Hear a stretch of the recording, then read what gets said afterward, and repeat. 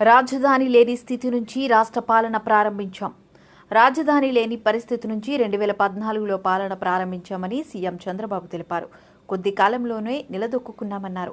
దేశంలో ఎవ్వరూ ఊహించని విధంగా అభివృద్ధి చెందామన్నారు. 2014-19 మధ్య కాలంలో టాప్ 3 రాష్ట్రాల్లో ఒకటిగా నిలిచామన్నారు.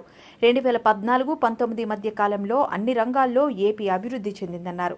సంక్షోభం నుంచి అవకాశాలు వెతుక్కున్నామని అభివృద్ధికి బాటలు వేశామన్నారు. 2014-2019 కాలంలో పోలవరం రాజధాని నిర్మాణ పనులు పరుగులు పెట్టించామన్నారు. టీడీపీ అధికారంలో కొనసాగుంటే పోలవరం ఫలితాలు ఇప్పటికే వచ్చేవని చంద్రబాబు అన్నారు. ఒక్క ఛాన్స్ పేరుతో రాష్ట్రాన్ని సర్వనాశనం చేశారన్నారు. ప్రశ్నిస్తేనే దాడులు చేశారని చంద్రబాబు అన్నారు. ప్రజావేదిక కూల్చివేతతోనే విధ్వంసక పాలన చేపట్టారన్నారు. రాజధాని అమరావతిని పురిట్లోనే చంపే ప్రయత్నం గత ప్రభుత్వం చేసిందని చంద్రబాబు తెలిపారు. అన్ని రంగాల్లో దోపిడీ చేశారన్నారు. రాష్ట్ర పునర్నిర్మాణం ఒక దీక్షలాగా, ఒక తపస్సులాగా చేయాలి. ఇందుకు మనందరం కంకణబద్ధులం కావాలి. తెలుగు జాతి నెంబర్ 1 గా చేయాలన్న సంకల్పానికి మీ సహకారం కోరుతున్నా.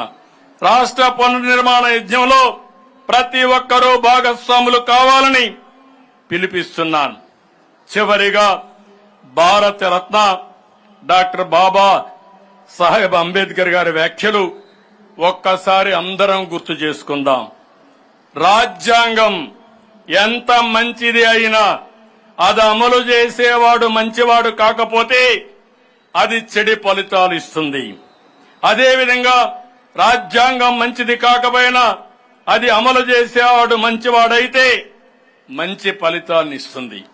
మళ్ళా ఒకసారి చెప్తున్నాను, రాజ్యాంగం ఎంత మంచిది అయినా అది అమలు చేసేవాడు మంచివాడు కాకపోతే అది చెడు ఫలితాలు ఇస్తుంది.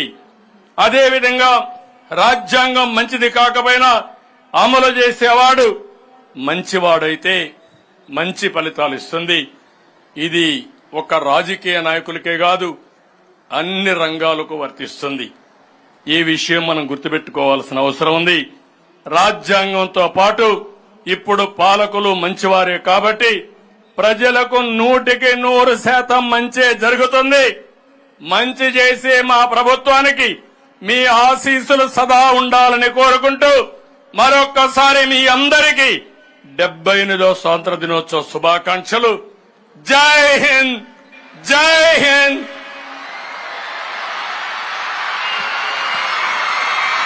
రోజు సగటున 1,41,000 మంది 5 రూపాయలకే తృప్తిగా భోజనం చేసేవారు. అలాంటి అన్నా క్యాంటీన్లపై కక్ష సాధించి నిర్దాక్షిణ్యంగా తొలగించి ప్రజలకు తీరని ద్రోహం చేసింది గత ప్రభుత్వం. అయితే మళ్లీ పేదవాడి కడుపు నింపాలనే మంచి ఆలోచనతో నేటి నుంచి అన్నా క్యాంటీన్లు 100 ప్రారంభిస్తున్నాం. మొత్తం 203 అన్నా క్యాంటీన్లు ఏర్పాటు చేస్తాం. గిరిజన ప్రాంతాల్లోని అన్ని మండల కేంద్రాల్లో అన్నా కేంద్రాలు ఏర్పాటు చేస్తామని ఈ సందర్భంగా ప్రకటిస్తున్నాం. ఈ అన్నదాన కార్యక్రమంలో ప్రజలు కూడా భాగస్వాములు కావాలని కోరుకుంటున్నాను. నలుగురికి అన్నం పెట్టే కార్యక్రమంలో విరాళాలిచ్చి ఆ మంచిలో మీరు భాగస్వాములు కావాలని ఈ సందర్భంగా పిలుపుస్తున్నాను. మీ పుట్టినరోజు, మీ పెళ్లి రోజు, మీ ఇంట్లో శుభకార్యం జరిగిన రోజున మీరు విరాళం ఇస్తే మీ పేరును అక్కడ ప్రదర్శించి మీ పేరుతో ఆ రోజు ఆ అన్నా క్యాంటీన్ ద్వారా పేదలకు భోజనం పెడతాం. ఎవరు ఎంత విరాళం ఇచ్చారనే దానికంటే ప్రజల్లో ఒక స్ఫూర్తి తీసుకొచ్చేందుకు ఈ పిలుపునిస్తున్నాను. ప్రజల భాగస్వామ్యంతో ఎల్లకాలం కొనసాగేలా ఈ కార్యక్రమాన్ని రూపొందిస్తున్నాం. తెలుగుదేశం ప్రభుత్వం కొనసాగి ఉంటే ఈ పాటికే పోలవరం పూర్తయి ఆ ఫలాలు రాష్ట్రం ప్రజలు పొందేవాళ్లు.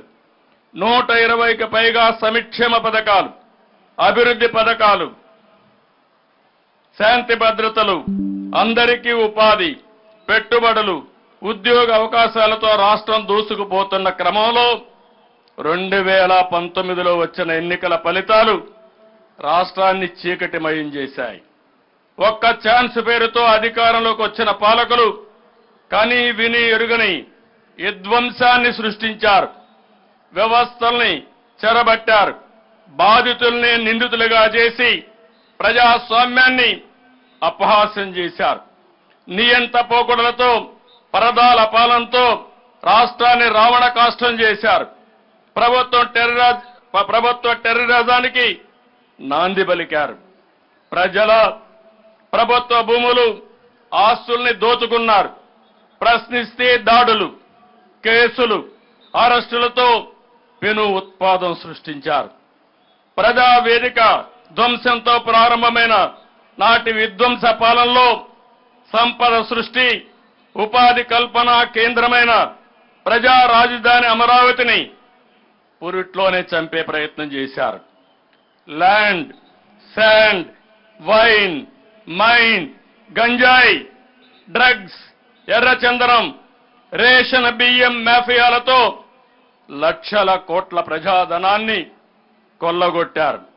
పోలవరం ప్రాజెక్టు నాశనం చేసి రాష్ట్ర ప్రజలకు తీరని ద్రోహం చేశారు. 10 లక్షల కోట్ల అప్పులు, అసమర్థ అవినీతి పాలనతో తీవ్ర సంక్షోభాన్ని సృష్టించారు. SC, ST, BC, minority sub plan నిధులు దారి మళ్లించారు. గత ప్రభుత్వ విధ్వంస దోపిడీ విధానాలతో రాష్ట్రం 30 ఏళ్ల ఎన్నికెళ్లిపోయింది. రాష్ట్ర విభజన కంటే కూడా 1924 మధ్య జరిగిన రివర్స్ పాలన వల్లనే రాష్ట్రం ఎక్కువగా నష్టపోయింది.